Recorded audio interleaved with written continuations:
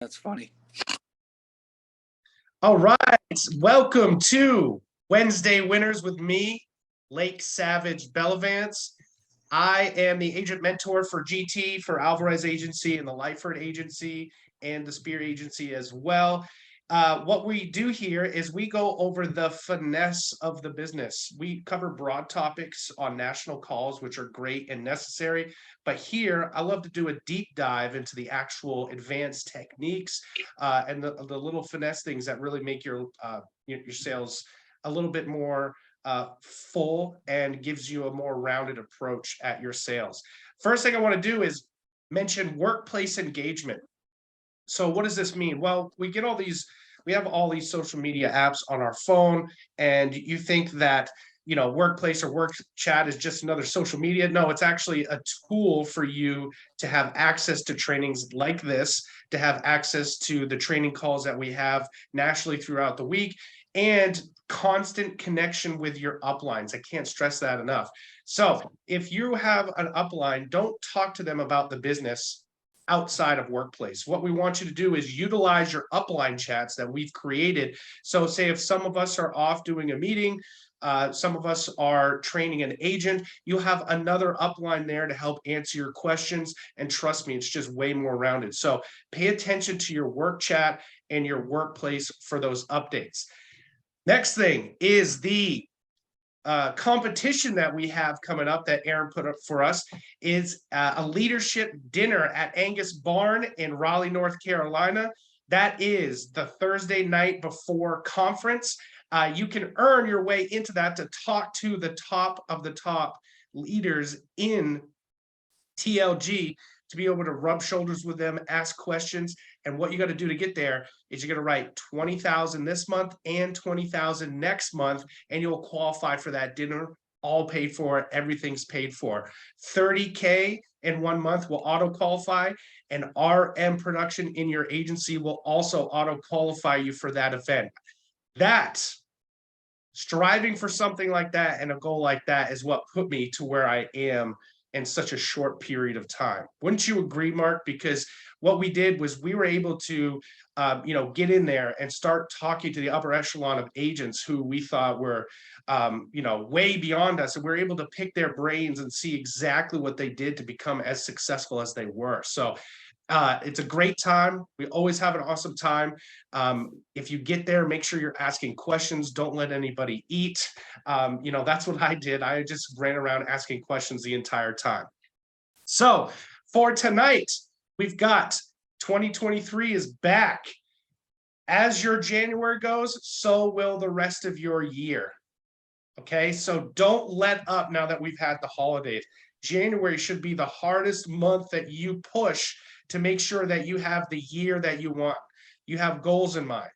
You have production goals, maybe building goals in mind. Make sure that you push really, really hard in January so that the rest of your year goes as smoothly and as good. Tonight, we're going to be going over virtual sales.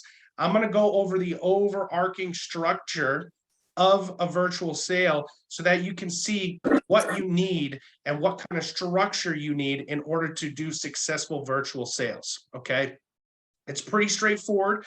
We're going to go into that. And then we've got something even more special cooked up for you guys. We're actually doing a top agent series coming up over the next few Wednesday winners. You're going to get to see Nelson Alvarez presentation. You're going to get to see my presentation.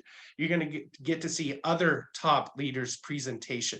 We're going to be able to show you that so you can pick and choose the nuggets that work best for you and are going to help you skill up and hit the goals that you're looking for on your sales. So let's get started. And I'm a little stuffy, so excuse me, I'm just getting over COVID.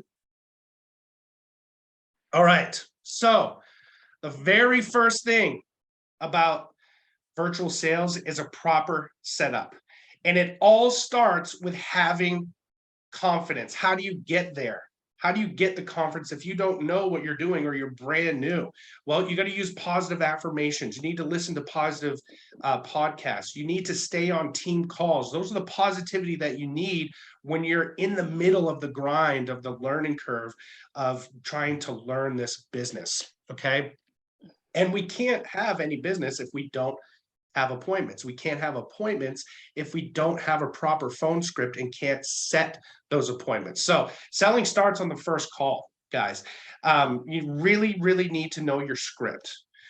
You really need to be able to know your script so well that you're able to not be robotic and say, hi, I'm Lake. I'm getting back to you from the Mortgage Protection Center, right? You don't want to sound robotic. You want to sound natural.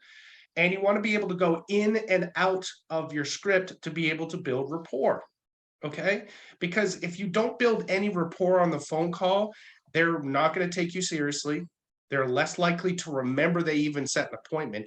Guys, I've had 15-minute conversations with people and they don't show up to my appointments in the very beginning, right? It doesn't matter. You need to have that rapport building, make them feel comfortable, like you a little bit so that they're going to show. Next important thing is you need to set your appointments same day or next day. That is vital with virtual appointments. At all costs, those appointments need to be set same day or next day, because any farther out, people have excuses coming up, something happens, something's more likely to go wrong, and they're likely to cancel and not show up. So remember, when you're on the phone script, people remember not who you are, but how you made them feel. Make them laugh, right? One good line that you guys can all use is when I'm setting a virtual appointment. Hey, guys, we do all of our appointments virtually. Have you ever done a Zoom before? Yes? Okay, great. Well, listen, I'm going to send you an email with a link attached. If you could do me a favor and send me a quick reply so I can confirm the time with my office, that would be great. And listen, Mark, if you find me too ugly when you pick up the Zoom on the other side, don't hesitate to hang up. I won't be offended, okay? They laugh, right? It's just something to make it a little bit more light, airy, and less serious up front, because if they think this is going to be salesy, they're not going to show up, okay? You got to make sure you use email confirmations. So right when you set an appointment, you are going to tell your client, hey, I'm sending you out an email. I need you to send me a quick reply so I can confirm the time with my office. Okay. If they do not reply to that email or do not give you a confirmation within 10 to 15 minutes, you need to call them back. And you don't need to be embarrassed to call them back. Hey, call them back and say, hey, I just want to make sure I got your email right. I didn't get a reply from you. That's all you have to say. Make them confirm, because if you call them, something else could come up. Hey, yeah, my husband said that time won't work. Okay, no problem. Let's reschedule. Right? That's the most of the time when I get my reschedules is when I call them because they didn't confirm. They didn't know how to text me back. They're waiting to talk to their husband about this, or their wife, their spouse, significant other about the timing, because you're talking to one person, right? So make sure you're getting those email confirmations. All right. Now, this is kind of an older version of this, but your appointment should be between 45 minutes to 1.5 hours long max. If it goes over that 1.5 hours, an hour and a half, man, people just lose all of their patience and their attention. And once you start to lose them and you start see people squirming around and moving around and taking 8 sips of water, right? It's hard to keep them focused and it's hard to make the sale.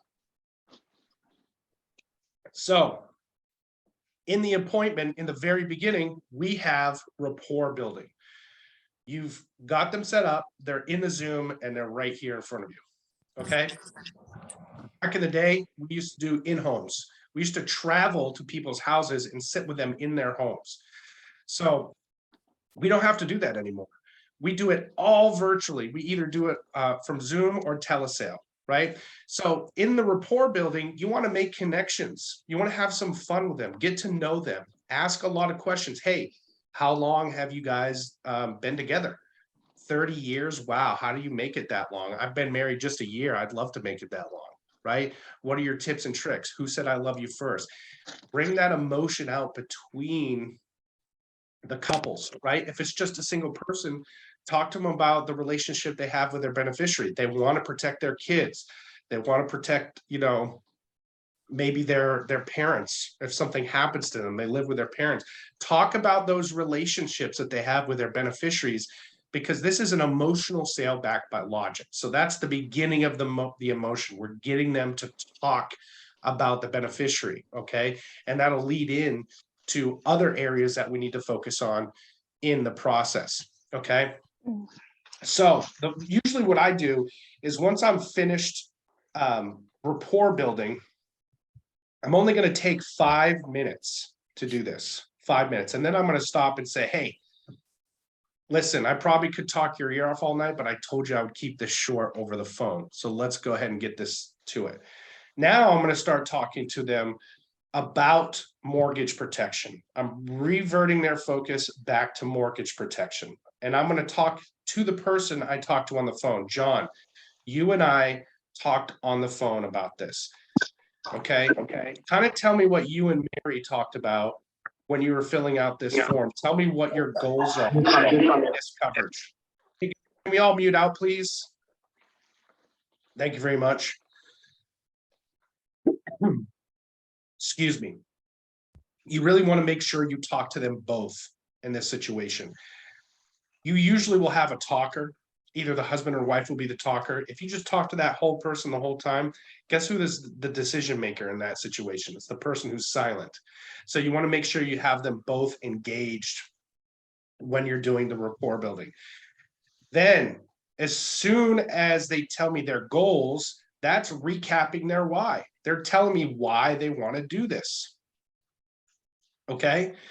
You want to make sure you're building that emotion again, right? Okay, so I'm seeing you want to protect your kids in case anything happened to you. I repeat back their why to them, and then they agree to me, okay?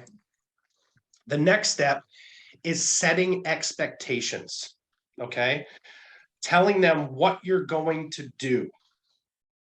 That way, they know the pathway of going A to B.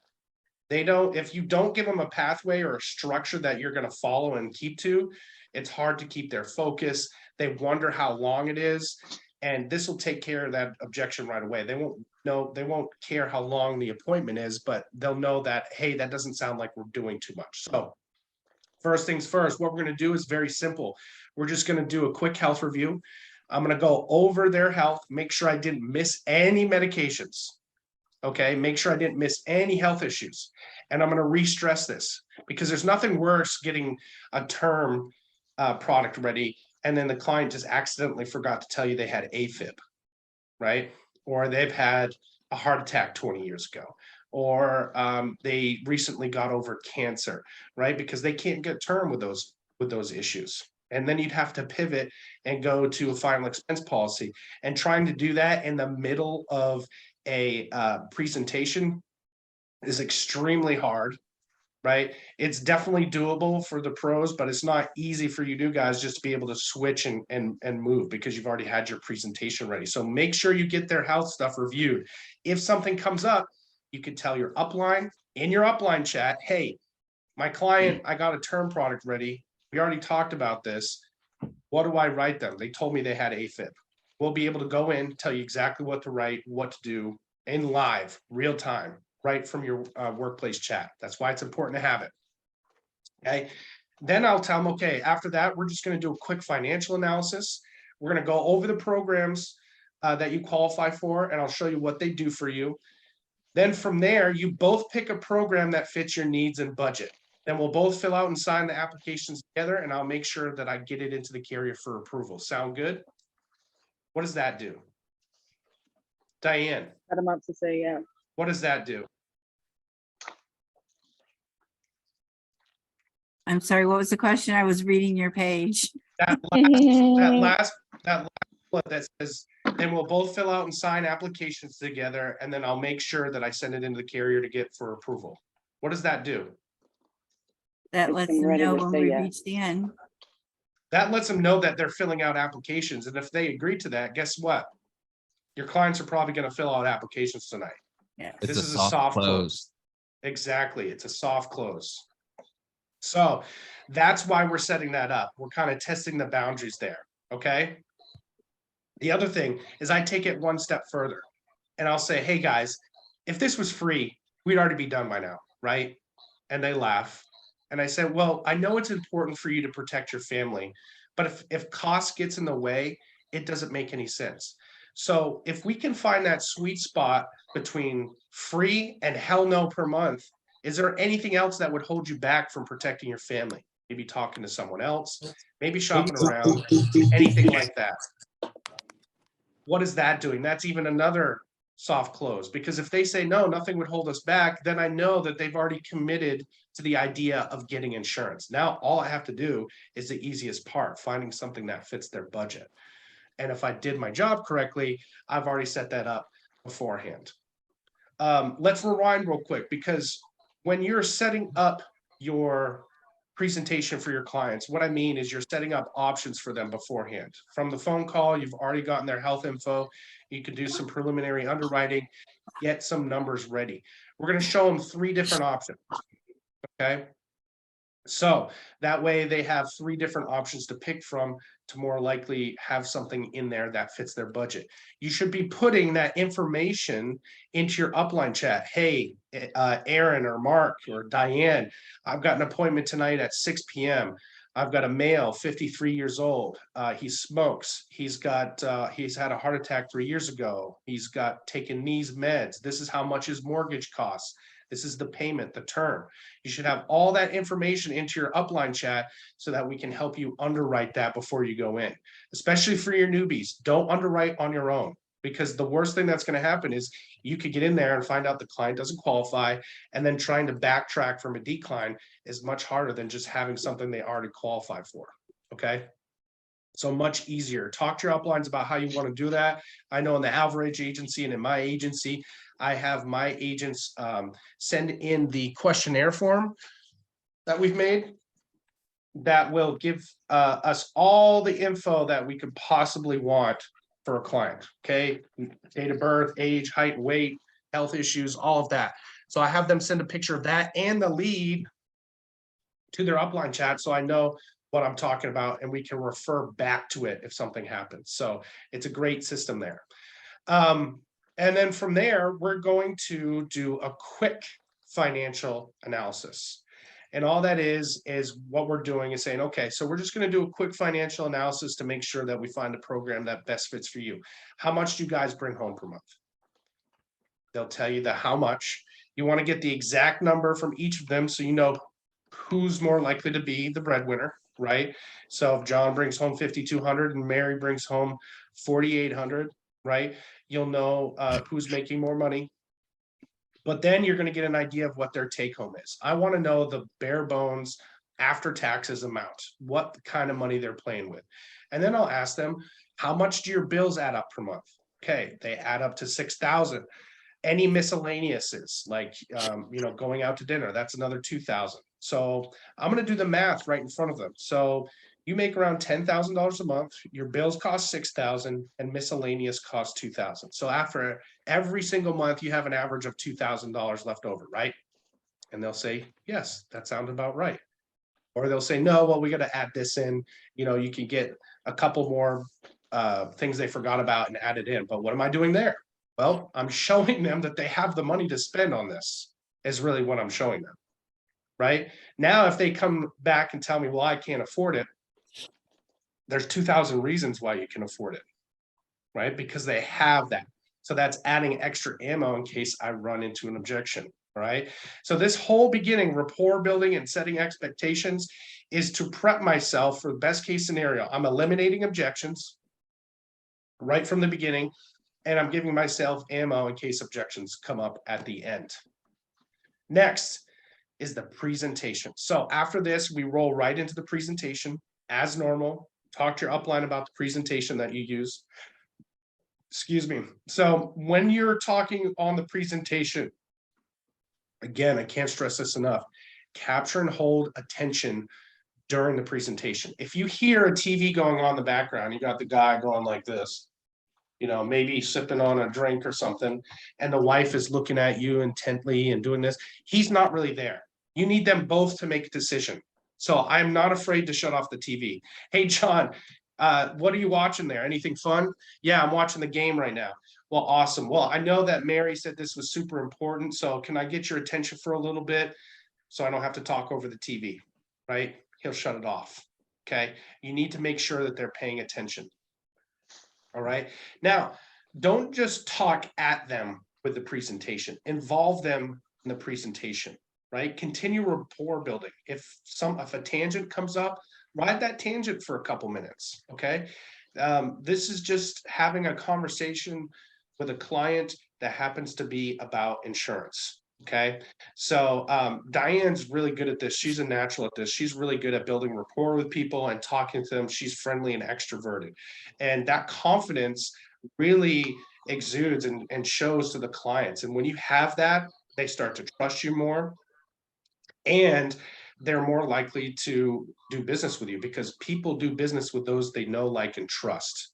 Okay. So if you can get them to like and trust you, they don't know you, but they're going to get to know you and they're going to like and trust you, right? That's the point of this. Hey, please mute out again, guys. I don't want to have to turn off all the microphones. Thank you. So I also do a couple of check-ins, right? So throughout the presentation, if I just go over something major like living benefits, all right? Say, hey guys, am I doing okay so far? Do you have any questions? Right? That is just making sure that they come back and refocus. And if they have any questions, they can speak up. That way I know I'm not rushing through this entire appointment and I'm just trying to get through it to make a sale. Okay. The last thing about the presentation you need to know is you need to tell stories that relate to them. You see that line right there? Facts tell, stories sell. Facts tell, stories sell. Okay, I'm telling them the facts of the product that we use, right? There's a little something that we used in the car business called FAB. It's facts. Actually, I don't even remember what the A was. Facts, something, and benefits. And basically what I'm doing is I'm showing them the facts and I'm relating it to their needs. So if John rides a motorcycle, how is more likely accidental going to help him, right? He's at a higher risk than most Americans. So I'm going to talk about stories of people getting messed up in a car crash. Feature, advantage, benefit. There we go. I wrote it right down. I wasn't even paying attention. So yeah, so you want to relate it to their stories. Or if someone has a dangerous job like truck driving, right? That's a great way. What if if you have a heart attack and you can't drive, you lose your CDL, guess what? You have no income. Life insurance isn't going to help you, but mortgage protection will. And here's how, right? So I'm going to show them this comes with disability so that if you do have a heart attack and you lose your job, you can still pay off your home. That way, the biggest bill that you have to worry about is your home and you can keep the roof over your head. Isn't that advantageous, Mary and John? Isn't that how it should be? Right? So that is what I'm talking about when you are telling stories. The other thing is getting emotional stories. So one that I use quite a bit is for the chronic illness, which is the disability portion of the living benefits that most carriers have. I'll tell them a story about a 37-year-old guy who had 2 little daughters, single dad, and also had a $350,000 mortgage. Well, he decided to go skiing and he hadn't been skiing in a very long time. And he thought he could handle a double black diamond, which is a really tough terrain when you ski. And he kept thinking to himself, he's going real fast. Don't hit the trees. Don't hit the trees. Don't hit the trees. Right. And what do you think happens, Mary and John? Well, he hit a tree. Well, he ends up shattering his right hip. He has to get airlifted off the mountain. Okay. And, he was kind of laughing at himself. He's trying to be light about it, but he gets to the hospital, finds out he has to have immediate reconstructive surgery, emergency surgery to help put some pieces back together. And then he finds out a month later, he's going to have another 2 surgeries to help put him back together. So he's out of work. He's looking at least 6 months. So he finally gets through that 6 months of surgery and rehabilitation, and then it got infected. Now, it was a bone infection. So he had to go back in the hospital and be on drip IVs for another 5 months to help fight this infection. Okay. So meanwhile, he doesn't have a job anymore because they couldn't wait for him. They called him up and said, hey, you know, you're a great guy, but we're losing money without having someone in your position. So call us when you're better and we'll be happy to take you back. There goes his benefits, health insurance, everything gone. He's got a mortgage that's piling up. He's got car payments that piling up. And then finally, he was able to remember that he had a chronic illness rider on his life insurance. So he called me, said, Lake, I'm in dire straits. I really need some help. We're able to get him a claim started and getting him a check for like $60,000 to help him take care of his past due mortgage payments and his past due vehicle payments and help him through the rest of his time while he's looking for another job and rehabilitating him. Can you imagine going through that entire 10 months and not having a place to go home to because the bank took it? Can you guys imagine that? Does the bank really care if you're sick or hurt? They just want their money. So you see how this is advantageous? You see how emotional I got, how serious I got, right? How involved I got them with it. Guys, we all have our own stories. I know Brandon Brown has some stories. You gotta have some stories, bro, right? Mark Spear has some stories. Use those stories of people that you know and how it's affected them to relate it to your clients. I can't tell you how many times I've accidentally made clients cry because it was so on point. There was one time I was talking to older clients in their 70s. This was a 4,500 AP sale, by the way. And I was talking to them about mortgage payment protection and what would happen if they died without having anything in place and trying to rush to sell the house. The wife started to tear up. There was an even older lady next door, 92 years old. Husband passed away, didn't have anything in place. She wasn't able to sell her home in time and they had to short sell it. She lost out about on $200,000 of equity that she could have had. They just had something. They ended up living so long that their retirement ran out. She was 92, he was 89, right? So they didn't have enough money to keep going. She didn't have any of his benefits or anything. So she was crying because she watched her neighbor go through that. And she didn't want that to happen to her family. That's the power of stories. Now, closing, you're going to assume the sale. So what it's going to look like, let's go here. I don't know if I can fucking do this. Oh, hey, whoa, who's swearing on my Wednesday winners? Mute, please. Jeez, it's extremely rude. Brandon's coming over to kick your ass. So, anyways, we've got our presentation here. We've got 3 different options. So this is what I mean. So once I get them to this point, I've already asked them, hey, we talked about what it looks like. Now, if something happens to John, he goes to work tomorrow and he doesn't come home. What does that look like for you, Deborah? What is your next move? Matter of fact, it's been 30 days since he's been gone. What have you had to do to keep the house in the last 30 days? Right? I'm keeping that emotion high because I'm trying to make it a reality. We don't talk about death every day. We don't talk about losing our spouse every day. It's depressing. No one wants to do that. So we have to bring them to this moment. Okay. So I'll ask them that and then I'll show them, okay, let me show you why you don't have to worry about that anymore. Here's the 3 options. This is the full mortgage, half the mortgage. And here is an amount that you could use to pay the mortgage for a few years or refinance depending on what you're looking to do with the home to make it more affordable, because something's better than nothing, right, John and Deborah? Absolutely. So out of these 3 options, which one fits your needs, which one feels right, but most importantly, which one fits your budget? I didn't ask them, does any of these work? Right? I asked them, which one fits your budget? Now, 9 times out of 10, they're going to go straight for the standard. People just like picking it right down the middle. And then as soon as they pick one, I'm assuming the sale. I'm not letting any hesitation happening. As soon as they pick one, I say, okay, great, awesome. So all I need from you guys is I'll need your licenses and the account info you want the premium to come out of, and we'll get these applications started. Mary, what's your middle initial? See, I move right into that, right into it. Right? I'm assuming that sale. I'm assuming they're going to pick something this entire time. All right. That puts them in the mood. And listen, guys, sales is, people think it's pushy sometimes, but when people fill out this form, it's because they want something.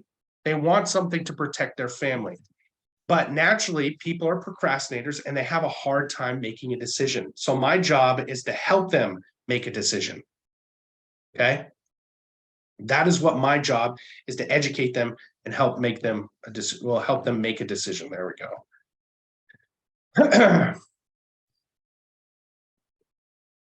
So back here.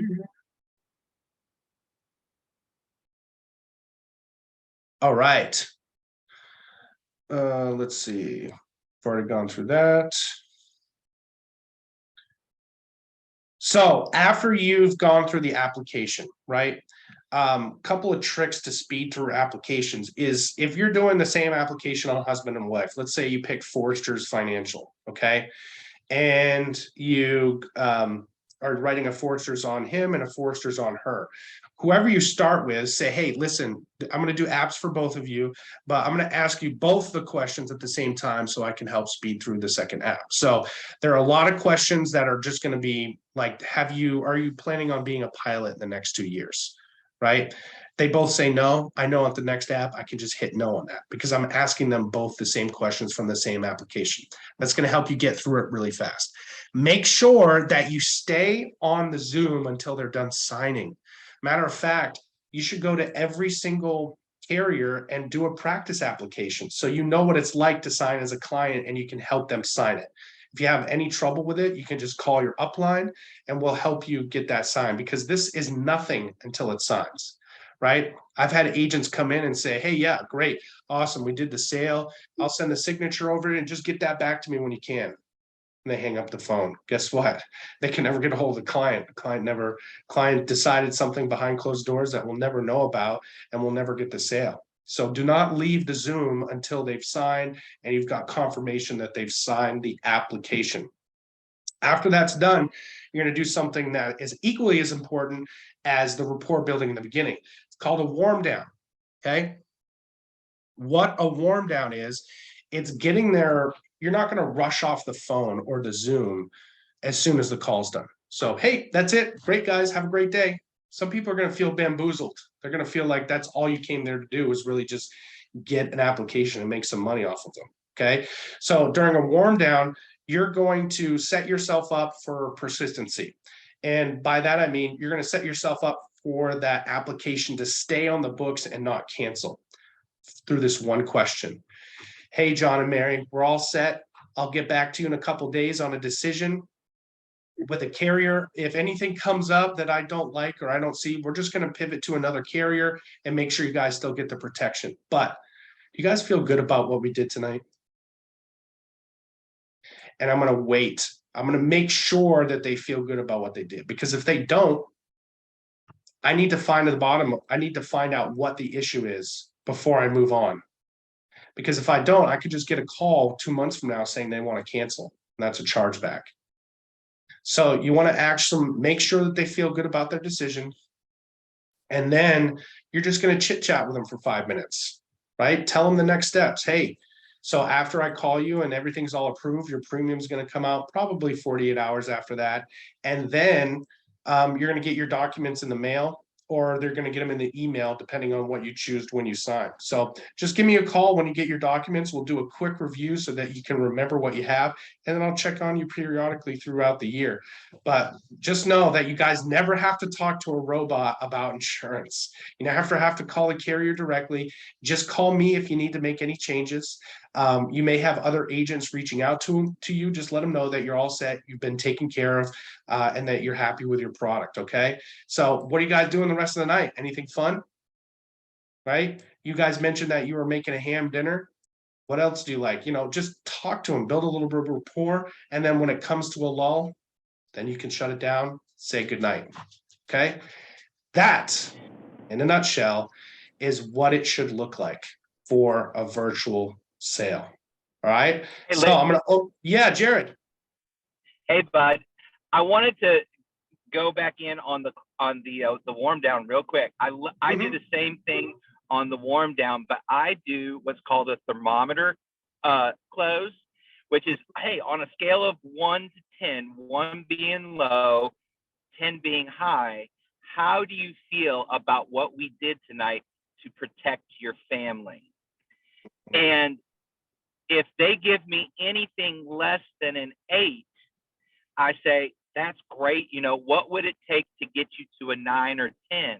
And then that's going to get out any little thing that they didn't know or understand, so you can get that answered right then and there. I love it. I love it. I'm going to start using that one.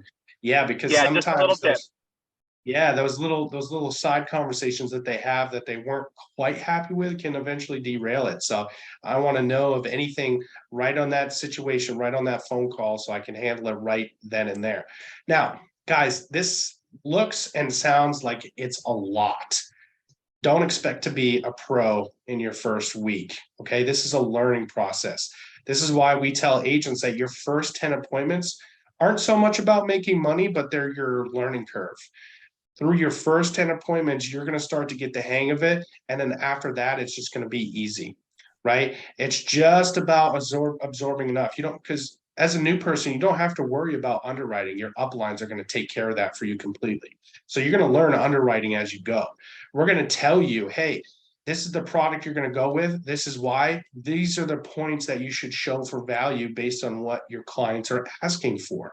Okay. And you always have your uplines to call in the middle of appointment. My agent, Zach Rudbeck, is great at calling me during the home and saying, hey, listen, the clients are a little bit worried about this. They don't know what the percentage rate for the cash value is. What is that? He'll bring me on the phone. I'll edify him, make him look like a king to his clients, and then help him with the problem, right? And the clients don't know how a presentation is supposed to go. So they're not going to be confused about why someone else is getting on the call.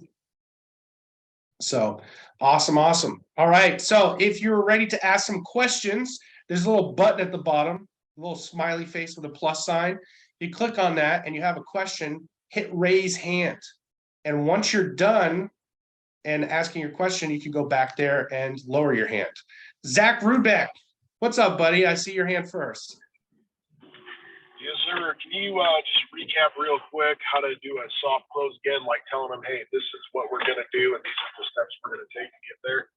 Yeah, absolutely. So what you're doing is you're just setting them up for the process of your sales. And let me go back here.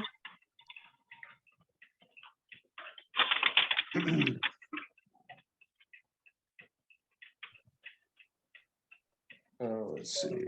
Okay, right here. Yeah, so what we're going to do tonight is very simple. We're going to do a quick health review, and then we're going to do a quick financial review. Then I will show you the programs you qualify for and what they do for you. Then we're both going to fill out applications and sign them, and I make sure you get and I'll submit them to the carrier to make sure you get them approved. That's the first part. Once you're done the health and financial analysis, you're going to ask them another soft close. Is there anything that would hold you back if we're able to find that sweet spot of premium, like talking to someone else, shopping around? If I get shopping around objections in the beginning, guys, and I just tell them, hey, I work with 180 different carriers, and that's going to take care of it because, you know, how many quotes do you need? You need 180 quotes for your life insurance because they're not going to differ from carrier to carrier based on your health. Make sense, Zach? Yes, sir. Appreciate you. You got it. Kim Glass, what's up? What's up? Hey, it's a two-part question. So with the follow-up on after do you wait until you're getting the notification from the carrier that you see that the policy's been delivered and then try to schedule a follow-up with them? I've had a hard time trying to get back up with people just to go over their policies. Well, that's Some- just it. Just because you offered it makes all the difference in the world. You're doing more than 95% of the workforce out there in insurance. So most of the time, I call my clients and they'll say, "Oh no, that's okay. You did it great the first time." Right? But it's about the 6 steps to persistency. I'm making sure I'm getting a touch point every quarter for the first year, make sure they remember me, make sure they're happy. Because there should be sometimes I'll call someone in the 3rd quarter when their policy's almost paid, so I won't get a chargeback, and they'll say, "Hey, yeah, someone came in and they showed us a product that we really like." I'll be able to see what that product is and be able to pivot and save it, and or show them why that product is inferior to the one they already have. Okay. Yeah. That's awesome. So that's a thing I'm gonna do every quarter for the first year, every 3 months. Every 3 Perfect. months. After your first just review with them. Yep. Do you send out thank you cards and whatnot to them? I don't, but I should. I really should. Yeah, Yeah. Peggy Joquer is really great at that. Peggy will send it out, all the time. Once I have my lovely wife on board, I'll have her help me with that because she's really great at graphic designing. I just said, I just mentioned it today. I gotta get a work wife. Again, Aaron did not deliver one for me for Christmas. I asked for one, I did not get one. I had a second question, but honestly, I'm brain dead after today. All right. So- Well, hey, if you I'll let you remember it, just let us know. All right. Awesome. All right, guys. Any other questions? This was a loaded topic, so I know there has to be some questions out there. This is a great time to utilize. You've got Nelson Alvarez here. You've got Jared Lyford here. You got Mark Spear here. You've got me. You've got a lot of experience here. So if you have any questions about this, there we go. Brandon Brown. All right, my mic on now. Your mic is All on. right, sweet. So, my question is more like kind of like the upselling. When trying to go from, that you've talked to them about their budget, they can afford it. When going from like standard to preferred, do you have any like little things that you like to put in to maybe up that AP a little bit for us, but also provide the maximum amount of protection for them? But they're kind of like, on the fence, so to say. Yep. So here's the thing that I want you to know about upselling. Never do it. Don't upsell, because we're designing a program that fits their needs and their budget. And by you following up with them every quarter, you can ask them, "Hey, did your needs change? Do you need a little bit more coverage? Do you need a little bit less coverage?" Because if you force someone into a higher premium when they were thinking of a lower one, they're more likely to cancel. And that's a chargeback on you. You might have made a few $100 more by upselling them to preferred, but on the back end, if they cancel 6 months later and you get all that charge back, it's a waste of time. Yeah, so I guess upsell was kind of the wrong word. Okay. So we've kind of went over it, and it's in their budget to go with preferred, but like maybe they just don't have enough confidence maybe in their self to maybe think of their self-worth as being like more of a preferred, and they're just they're on the fence about, do I save a little bit of money or do I upgrade? Right. I'm only going to go with what they're comfortable with at that time. That's it. That's the bottom line. But a way that you can do it is by saying, "Hey, guys, you aren't stuck to one column. Okay.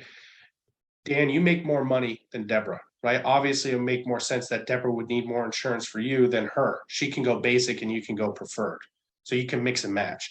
And sometimes they'll say, "Yeah, actually, I'll just go preferred and Deborah will stay standard." Right? But it needs to come from them, and it needs to be a decision from them. Because if I try to upsell them, "Hey, guys, you really want to go with preferred, you can afford it," right?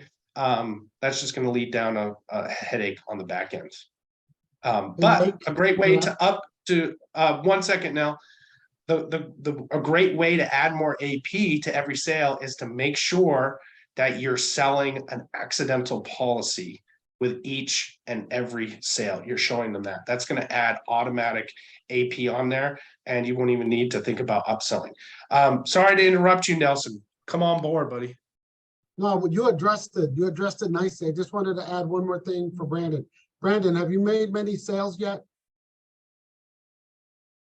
I've made a couple, and I've got a couple of appointments coming up, And that question was geared actually to an appointment that I got coming up this week, because it was just a question. They were on the fence of, they've talked to somebody about insurance in the past, and they really just kind of seem like they can't find a value in their self of what they should have for their self. And they've got plenty of money to buy it. They just, it's like, how do I talk them, because they want to be talked up to get in, the better product, but it's like, how do I really kind of like break the difference between the standard and the preferred, like an upsell coming from, my previous employments, like we would just call it kind of like upselling, moving somebody from one product to more of like a premium product, and it benefits both. I got you. I want to do you a big favor, because I knew that was at the root of what you're saying. Whenever we get a new agent, they always try to bring their old practices here. It doesn't work. I asked you if you've sold a lot yet, because you ask Mark Spear, he doesn't upsell. You ask Lake, he doesn't upsell.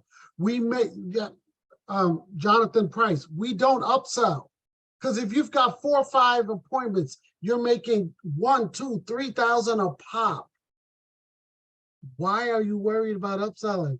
All you want to do is close this, add value, make them fall in love with you, and get to the next one.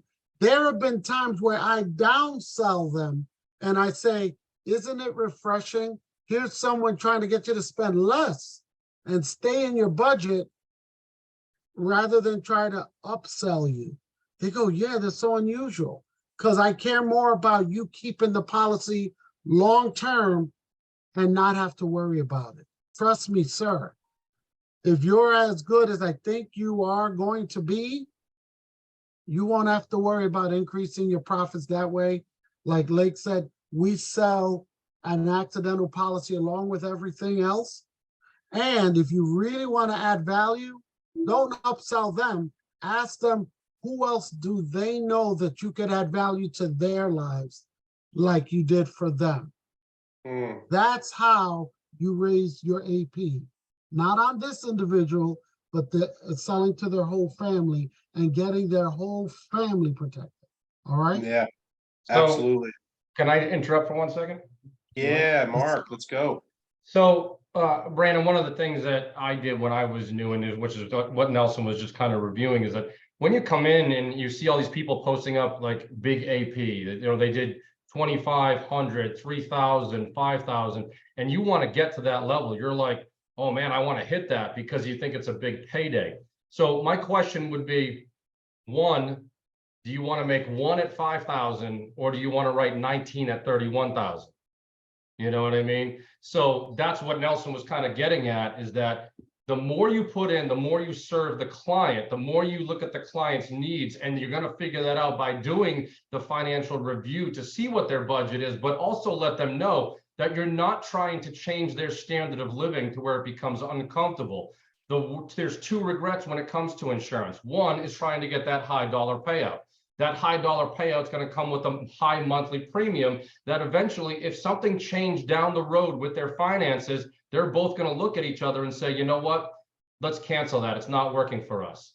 Okay. And then the other side is picking something that's too low. And when it comes time for the family to need the money, there's not enough there.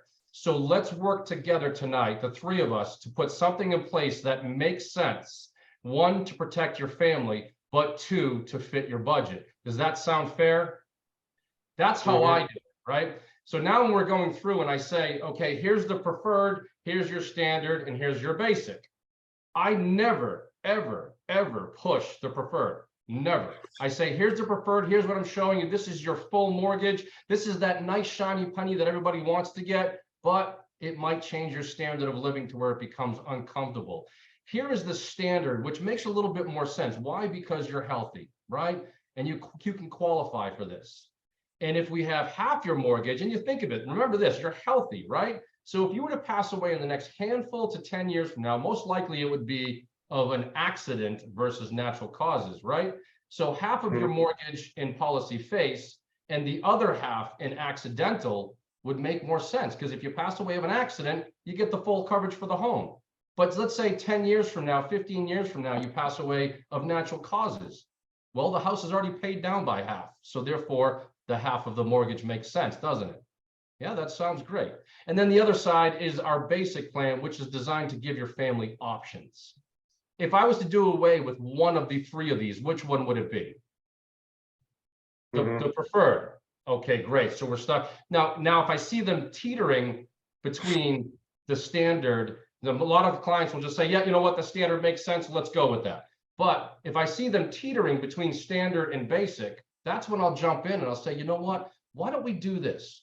Why don't we put the basic in place? Because we have 90 days to change it, right? Without just filling out an amendment. That's all we have to do. Fill out an amendment. We'll get that changed for you.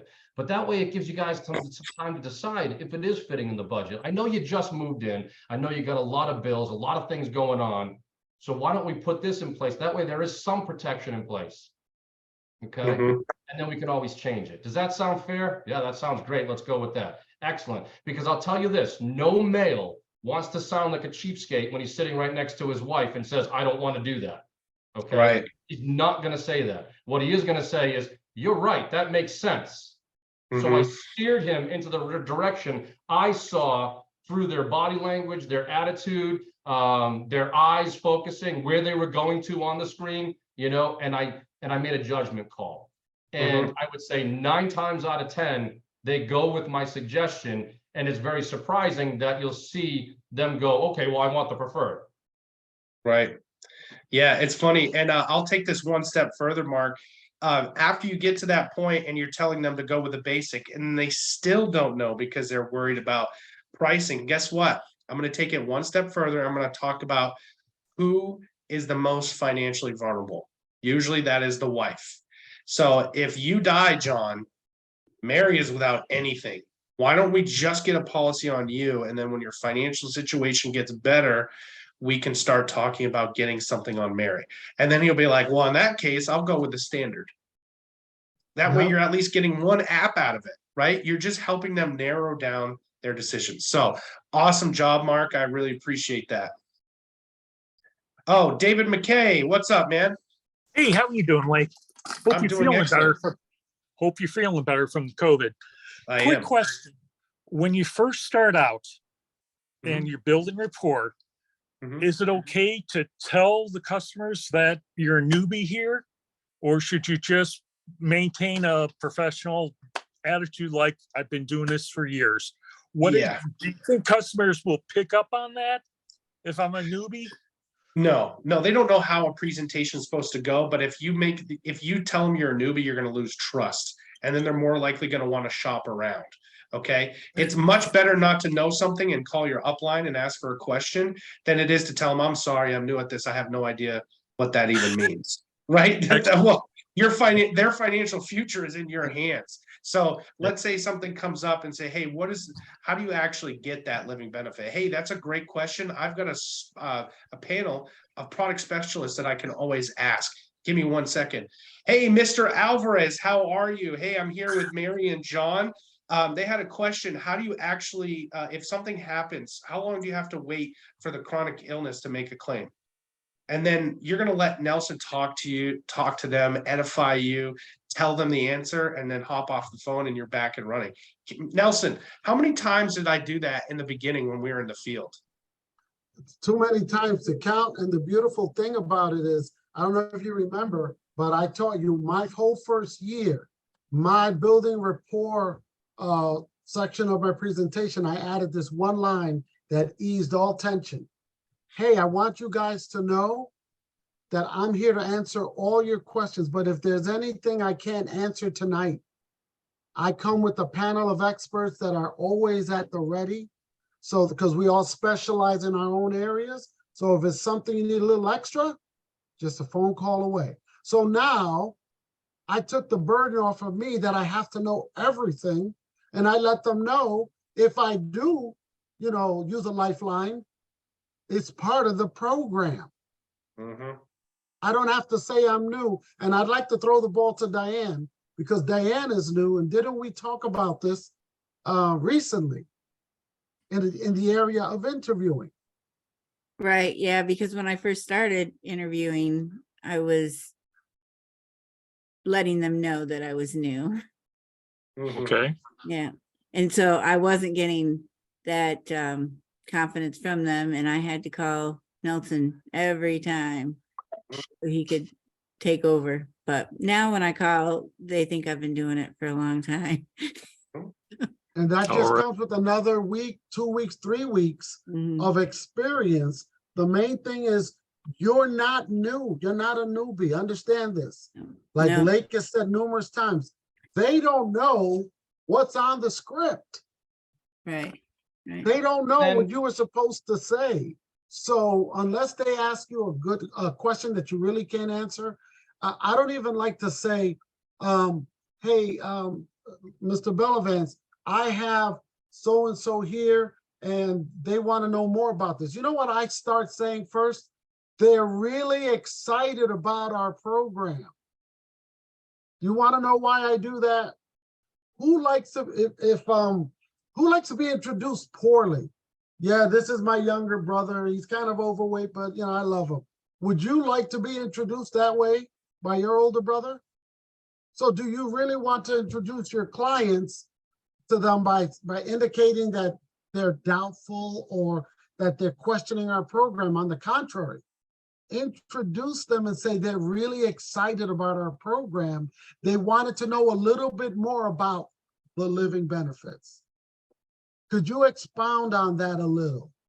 So now it's not that you couldn't answer the question, you got the expert in that area that's giving them extra. You look like a superhero.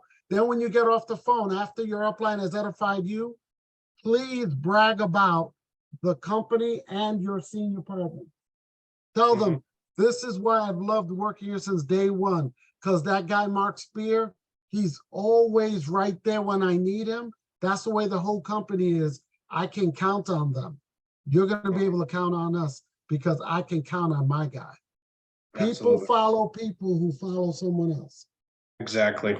Thank you, Neff, for that, Nelson. Thank you. And then, Now, Lake, we're can I running add in? late on. Hello? Can I add in for a second? Yeah, you can add in for a second, and we're gonna talk to Jason and then JP after. Gotcha. So real quick, David, you have your license, right?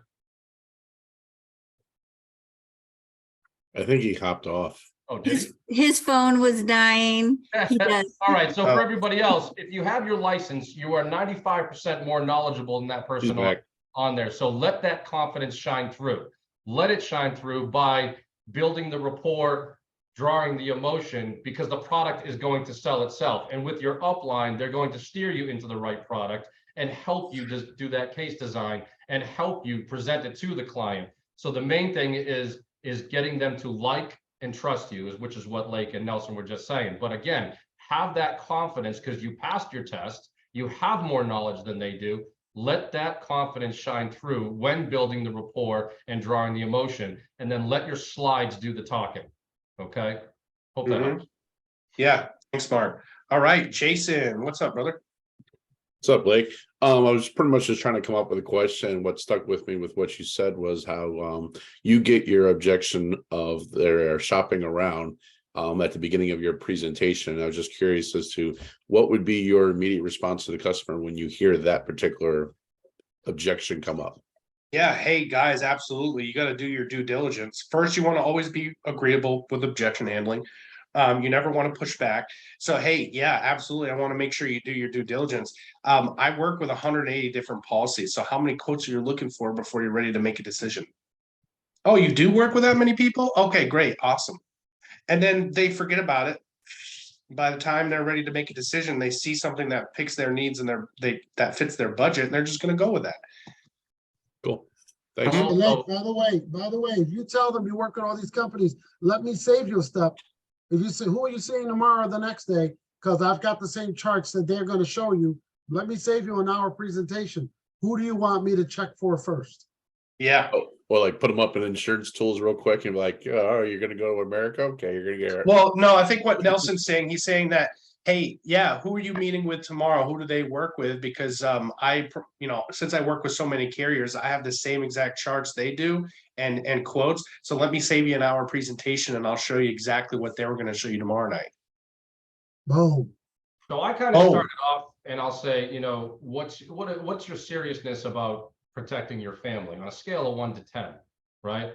And because what I do is I go to work for you. I work with 17 carriers, over 180 different plans. So I'll work with you.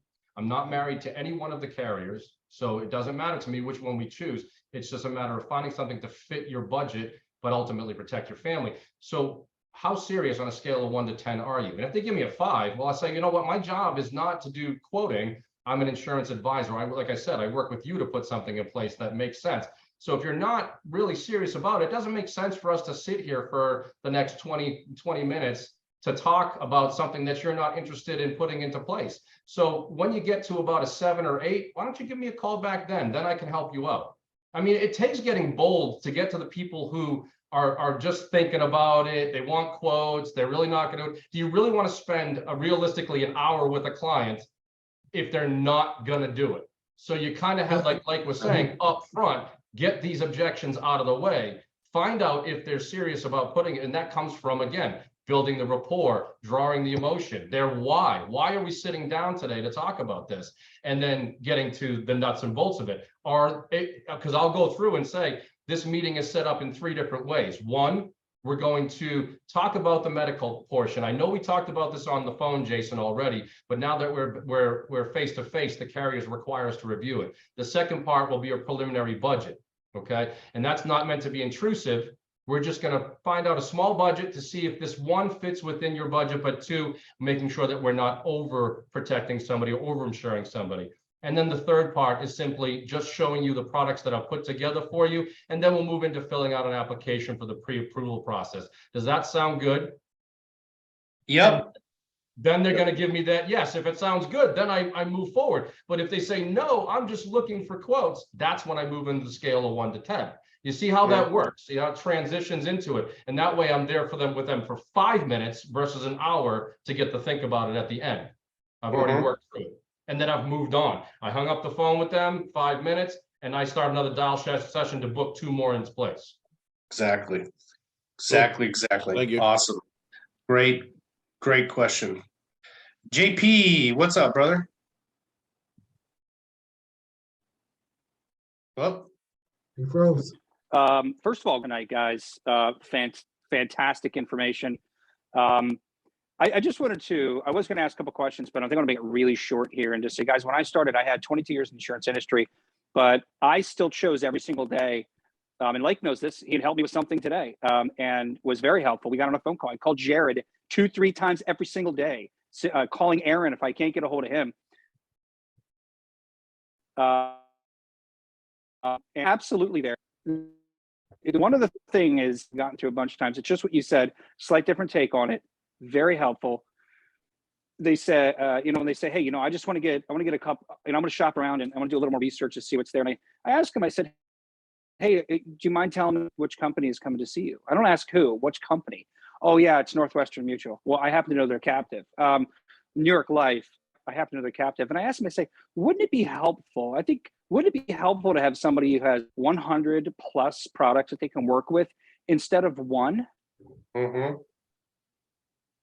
And area, they're like, well, of course it would be. New York, Northwestern Mutual, they're captive. They only have their only set of products. So does New York Life. I have 180. Wouldn't it be helpful if we spent some time together and I customize something with a lot more options? So you can use that. Okay. Great call tonight, though. Fantastic. absolutely. Kim, did you have one more question? Yeah, I remembered what I wanted to ask. So when you're asking both of them the same questions, I'm trying to cut down some on my total presentation time because I can see that they get, and with some of y'all's help, just cutting down on being very wordy, but getting to the point. How do you ask them both all of those questions? So if some of them, you're going to need to have explanations for. Do you? Right. Obviously, my discretion is there, but it's usually the questions like I don't have to ask them for their address again. I don't have to ask them for their beneficiaries again, because they're going to be, you know, the same beneficiaries, and I'll ask them that up front. As far as the lifestyle questions, do you smoke? Do you ride motorcycles? Do you race motorcycles? Do you have any felonies? Those are the questions that I'm gonna get through. And then as far as the medical questions, I'm just gonna do those individually because I know that sometimes they're gonna require different notes. But once the first one tells me, hey, this is my routing and account number, I'm going to ask them, is it coming out of the same account? Because then I'm just going to write the account and routing number down. So when I get to that page, I already have that information filled out and ready to go. So I have it written down. I could just go through it and sign it. Usually the second application takes at least half the time as the first. Okay, that's helpful. Thank you. You got it. All right, guys, it is 9:07. We're going to shut this down. This was a great call tonight. Be on the lookout for the next couple weeks because we have some huge Wednesday winners coming. You're going to see some up and close and personal presentations of the top agents here in GT, and it's going to be a lot of fun. So remember your workplace engagement. Make sure you're paying attention to your phone for those updates. We will see you guys next week and have a great night. Thank you, Thanks, guys. Ray. Thank you, everybody. Thank you.